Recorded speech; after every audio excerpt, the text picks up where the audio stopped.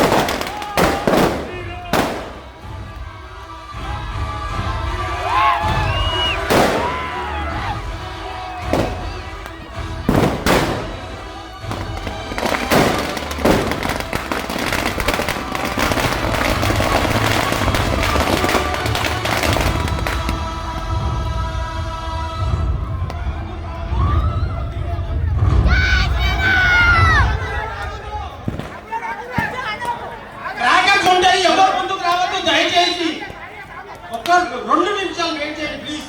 Hello దయచేసి 5 నిమిషాలు అది రావణాసుడు పూర్తిగా కాలిన తర్వాత మేము చెప్తాము. నేను చెప్పినప్పుడు వెళ్ళండి ప్లీజ్. దయచేసి చాలా